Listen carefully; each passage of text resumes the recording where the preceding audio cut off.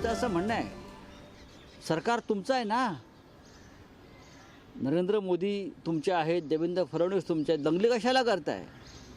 सरकारनं जाऊन कबर उद्ध्वस्त करून टाकावी. तुमचंच सरकार आहे, तुमच्या विचारांचं सरकार आहे, तुमच्याच मतदानातून आलेलं सरकार आहे.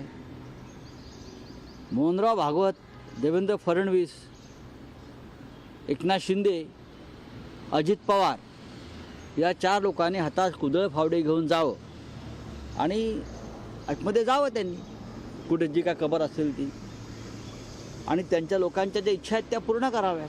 कोणाची हिंमत आहे इथे अशा प्रकारे काम करण्याची नागपुरात किंवा मुंबईत? मला वाटत नाही. हा एक दंगल पॅटर्न महाराष्ट्रामध्ये नवीन किंवा देशात नवीन निर्माण झालेला आहे.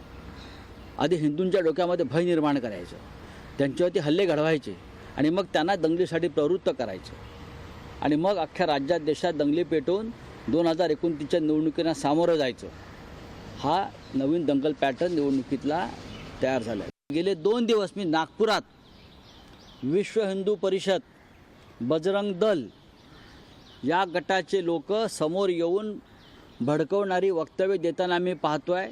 इथे बाहेरून आलेले लोक नाहीत ना, डोक्याला म्हणजे त्यांची जी काय ओळख आहे, डोक्याला खूप तेल वगैरे लावून चकचकीत असं, बरं का, किती तेल, मग ते नक्की विश्व हिंदू परिषदेचे लोक आहेत किंवा संघाचे लोक आहेत आणि ते नागपूरचेच आहेत.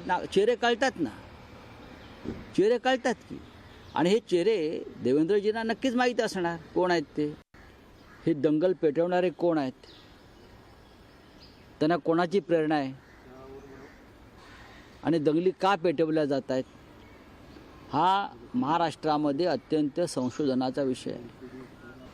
होळीसारख्या सणांना कधी या महाराष्ट्रात दंगली उसळल्या नव्हत्या. उद्या गुढीपाडव्याला दंगली उसळण्याचा प्रयत्न करतील आपलेच लोक. आणि काल औरंगजेबाची ढाल करून काही लोक हिंदू मुसलमान दंगे पेटवत आहेत या राज्यामध्ये.